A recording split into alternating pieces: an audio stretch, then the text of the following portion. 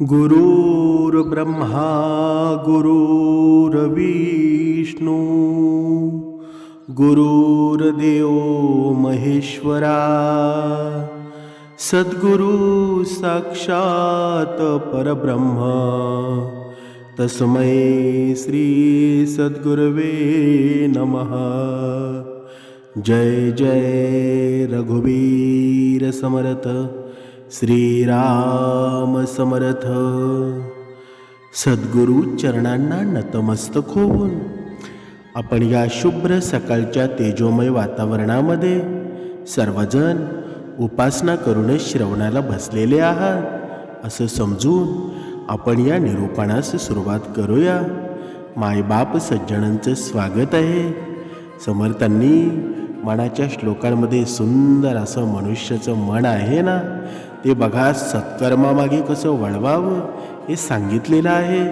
समर्थ सांगत आहेत, सदा सर्वदा राम सन्निध आहे, मनास जना सत्य शोधून पाहे, अखंडित भेटी रघुराज योगू, मना सांडिरे मी पणाचा वियोगू।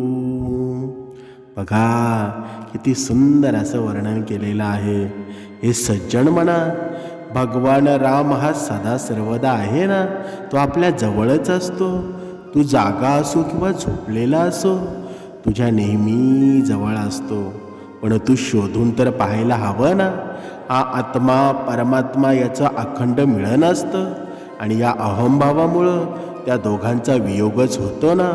म्हणून तो अहंभाव प्रथम आपण सोडून द्यायला हवा। पण हे मन असं करतं का बरं? दर वेळेला भगवंत आहे ना, आपल्या जवळ असल्याची आपल्याला प्रचितीसुद्धा देत असतो। पण हे मात्र मनुष्याचं मन आहे ना, हे मन त्याला पूरक करत नाही।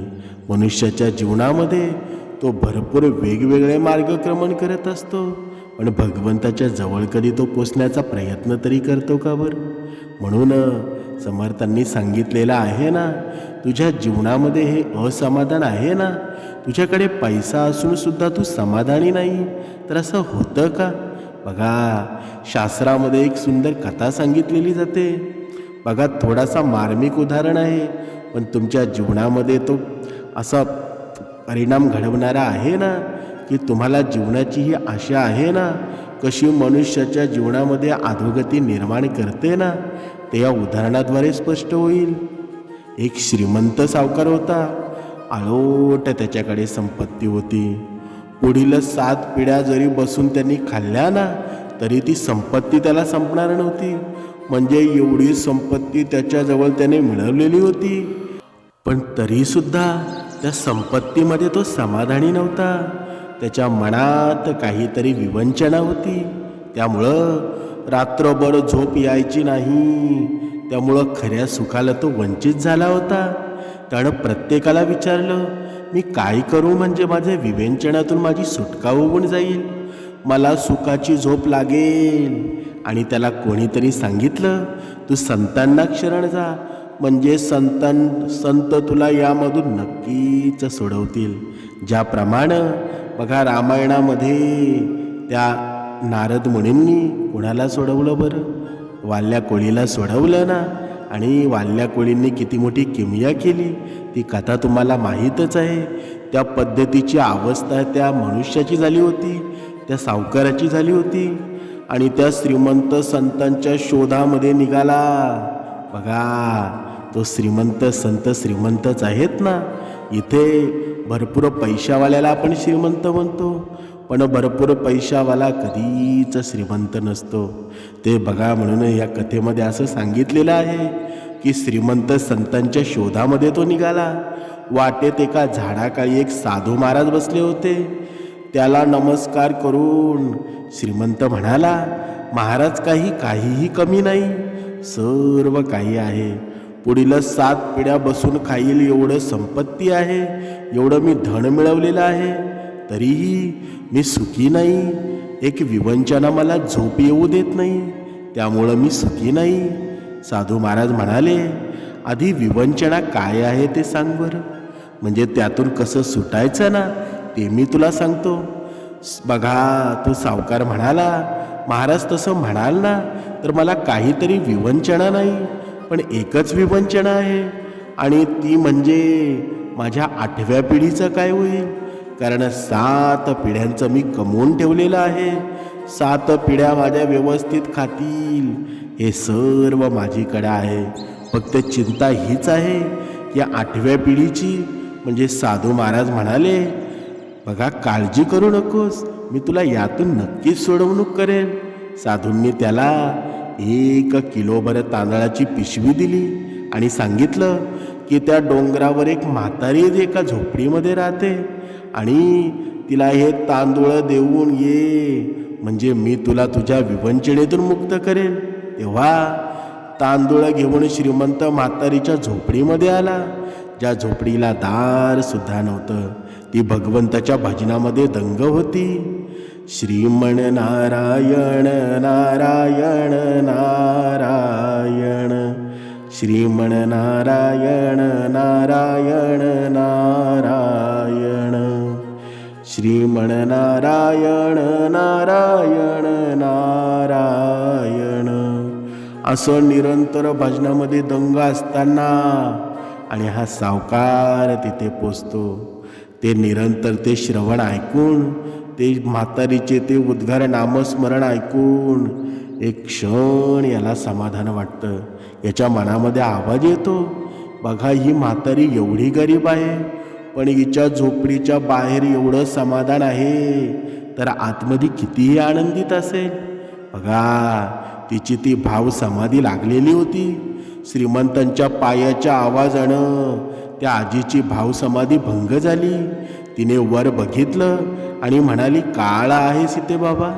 तो म्हणाला, म्हातारे, मला तुला तांदूळ द्यायला आलेलो आहे, हे मग तू इथे बसू शकतोस. ती म्हातारी म्हणाली, का रे, तुला मागितलं का मी तुझ्याकडे तांदूळ?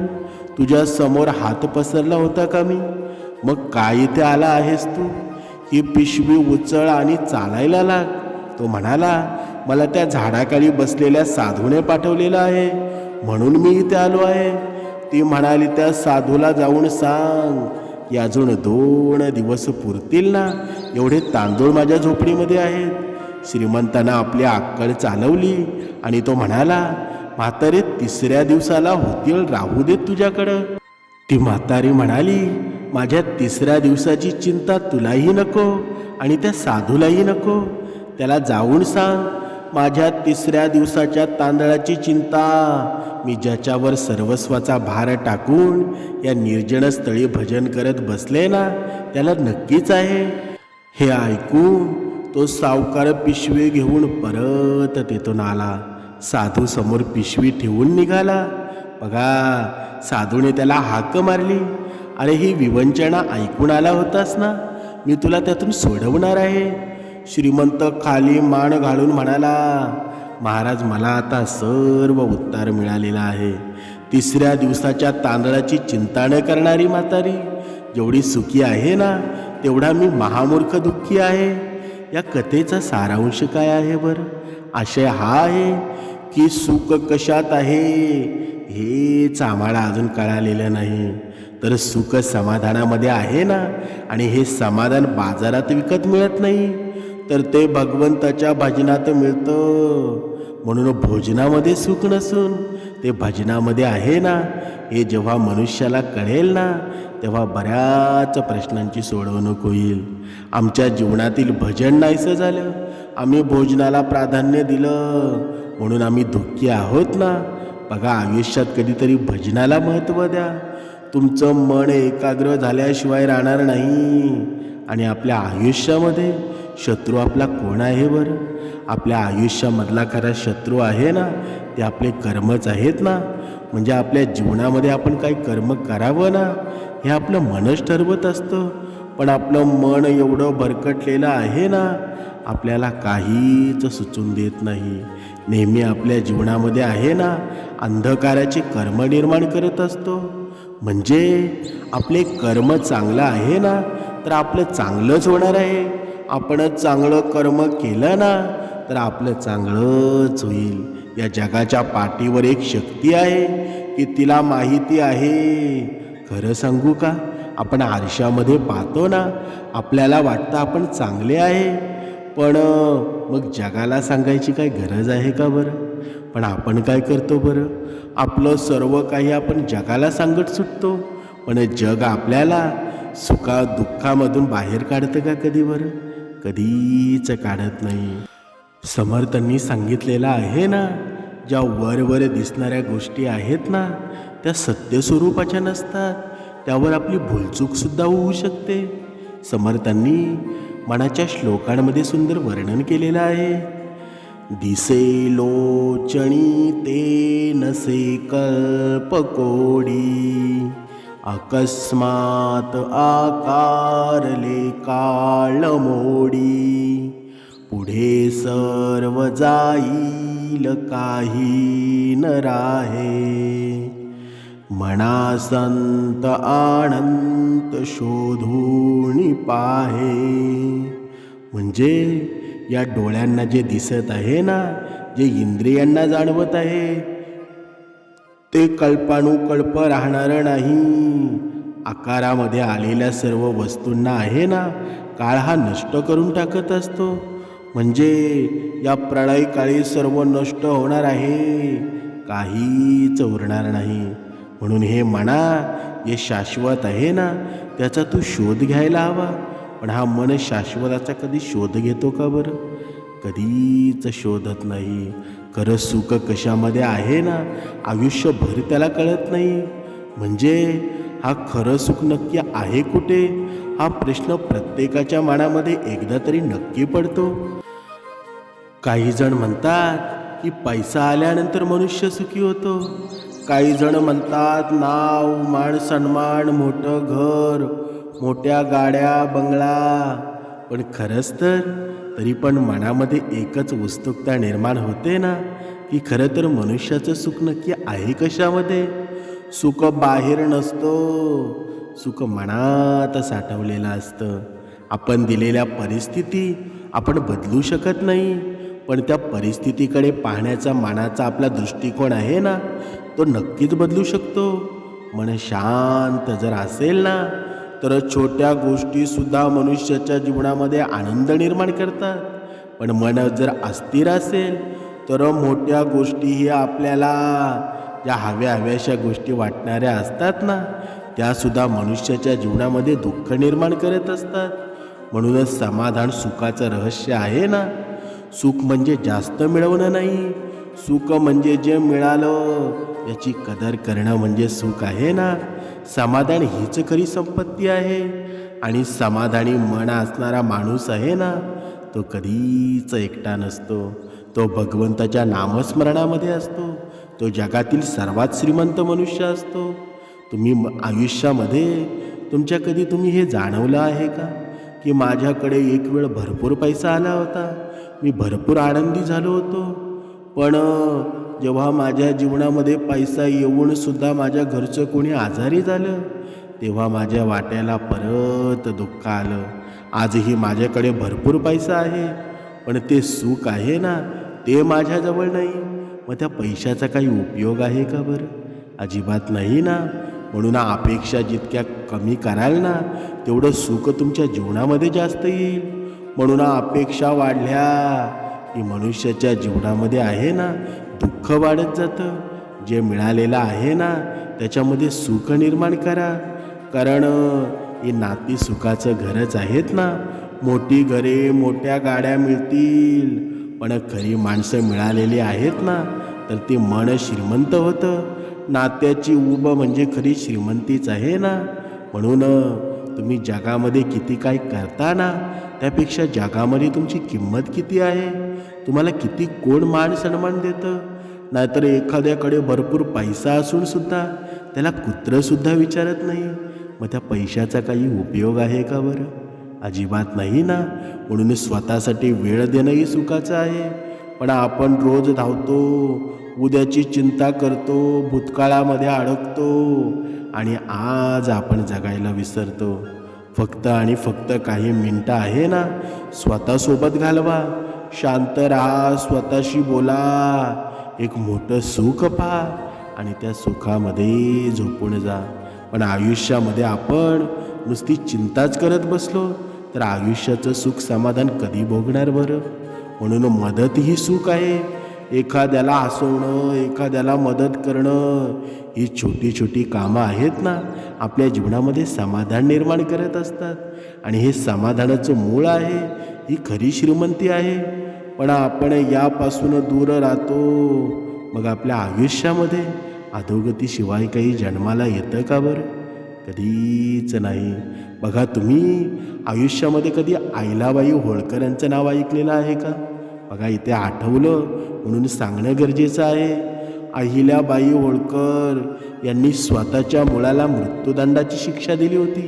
आणि ती का दिली होती ना, बघा, हे आपण जर पाहायला गेलं ना, इथे गायीचा हा महिमा सांगितलेला आहे की मनुष्यापेक्षा गाय श्रेष्ठ का आहे. आपण म्हणतो ना की करोडो, बघा, जेवढे या पूर्ण पृथ्वीमध्ये नव्हे तर पूर्ण सृष्टीमध्ये 33 कोटी देव आहेत ना, ते गायीमध्येच का आहेत? त्याचं सुंदर एक उदाहरण आहे. एकदा अहिल्याबाईंचा मुलगा आहे ना, त्यांचं नाव मालोजीराव, रथात बसून राजवाड्याजवळून जात होता. आणि तेवढ्यामध्ये त्याच वेळी रस्त्याच्या कडेला गायीचं लहान वासरू उभं होतं. मालोजीरावांचा रथ जवळून जात असताना अचानक उडी मारणाऱ्या त्या बछड्याला त्या रथाची धडक बसून तो गंभीर जखमी झाला. काही वेळाने तो तिथेच वेदनेनं मरण पावला. आणि या घटनेकडं बघा दुर्लक्ष करून त्या मालोजीरावानं पुढं सरसावले. आणि यानंतर गाय तिच्या वासराच्या मृत्यूनंतर तिथेच बसून राहिली. ती तिच्या बछड्याला सोडत नव्हती. आणि काही वेळानं अहिल्याबाईंनी तिथून जात होत्या आणि तेव्हा त्यांना एक गाय तिच्या वासराजवळ बसलेली दिसली. त्या तिथे थांबल्या आणि त्यांनी जेव्हा ती माहिती काढण्याचा प्रयत्न केला ना की वासराचा मृत्यू नक्की झाला कसा, तेव्हा ते सांगायला कोणी तयार नव्हतं. शेवटी कोणीतरी घाबरून त्यांना त्या घटनेबद्दल माहिती दिली की आपल्याच मुलानं म्हणजे मालोजीरायांच्या रथानं त्या धडकेनं वासराचा मृत्यू झालेला आहे. ही घटना समजल्यानंतर अहिल्याबाईंनी त्या मालोजींची पत्नी मीनाबाई, बघा, हिला दरबारामध्ये बोलावून विचारलं, जर एखाद्यानं आपल्या मुलाला आपल्या आईसमोर मारलं तर त्याला कोणती शिक्षा द्यावी बरं? मीनाबाईंनी लगेच उत्तर दिलं, त्याला मृत्यूदंडाची शिक्षा द्यायला हवी. यानंतर अहिल्याबाईंनी आपला मुलगा मालोजीराव यांच्या हातपाय बांधून गायीचे वासरू ज्या प्रकारे मारलं गेलं ना, त्याच प्रकारे रथाने चिरडून त्याला मृत्यूदंड देण्याचा आदेश दिला. या आदेशानंतर त्या रथाचा सारथी व्हायला कोणीही तयार नव्हतं. त्या रथाचा लगाम कोणी धरत नसताना अहिल्याबाई स्वतः येऊन रथावर बसल्या. तो रथ पुढे सरकवत असताना एक तिथे घटना घडली. ही जर तुम्ही घटना ऐकली ना तर तुमच्या डोळ्यात पाणी आल्याशिवाय राहणार नाही. आपण म्हणतो ना, भक्ती म्हणजे काय, आपले शास्त्र म्हणजे काय, गायीला जेवढं श्रेष्ठ का मानलं जातं, तर हे त्याचं उत्तर आहे. बघा, ज्यानं सर्वांनाच आश्चर्याचा धक्का बसला ना, तिचं गाय रथासमोर येऊन उभी राहिली होती. अहिल्याबाईच्या आज्ञेनुसार गाय दूर करण्यात सुद्धा आली, तरीही ती वारंवार रथासमोर येऊन उभी राहिली. तेव्हा दरबारी मंत्र्यांनी राणीला विनंती केली, या गायीलाही अशी घटना आहे ना, ती इतर कोणत्याही आईच्या मुलासोबत घडू नये असं वाटतं. त्यामुळं ही गाय दया मागत आहे. गाय आपल्या जागेवर राहिली आणि रथ तेथून अडवला. राजवाड्याबाहेर ज्या ठिकाणी ही घटना घडली ना, ती जागा आज सर्वजण आडा बाजार म्हणून ओळखतात. म्हणून बघा, आपण म्हणतो ना की गायीची दर गुरुवारी, दर सोमवारी आपण गायीला भाकरी का खाऊ घालावी, तर खरंच 33 कोटी देवाचं पुण्य आहे ना, तर नुसता गायीला नमस्कार केला तरी आपल्या जीवनामध्ये मिळत असतं. म्हणून गायीला कधी हलक्यात घेऊ नका. या मनुष्याच्या खूप पुढे गेलेली गाय आहे. आणि मनुष्याची देवता म्हणूनच आहे. आज जर तुम्ही विचार कराल ना, तर आज जर आजच्या या कलियुगामध्ये जो गायीची सेवा करेल ना, तो खरंच पुण्यवान आहे. आणि आज आपण समर्थांच्या कृपेने हे सर्व ज्ञान घेत आहोत ना, तर आपण सुद्धा खूप पुण्यवान आहात. म्हणून आयुष्यामध्ये इतरांच्या जीवनामध्ये दुःख देऊ नका. तुम्ही किती जरी बलाढ्य असाल ना, तर तुमच्यापेक्षा भारी कुणीतरी तुम्हाला मिळणार आहे. कारण हा काळाचा फेरा आहे ना, तो भगवंताला सुद्धा चुकला नाही आणि कुणालाच चुकला नाही. म्हणून आजपर्यंतचा इतिहास सांगतो, जो जास्त उतुमातू केला ना, त्याचा सर्वनाश झाल्याशिवाय राहणार नाही. गरीबाला तर कधीच त्रास देऊ नका. जो भक्ती मार्गामध्ये आहे त्याला त्रास देणारा मनुष्य आहे ना, तुमच्या डोळ्यात देखत त्याची नासधूस होणार आहे. म्हणून भक्ती मार्गात राहणाऱ्या मनुष्याला कमी समजू नका. तो हे जगाची पोकळी भरून काढणारा आहे, तुमचं आयुष्य सारथी लावणार आहे. म्हणून त्याच्या मार्गामध्ये कोणी जाऊ नका. आयुष्याची खरी संगती आहे ना, ती संतांची आहे. संतांची संगती धरा, तुमच्या आयुष्याचं कल्याण होणार आहे. जय जय रघुवीर समर्थ.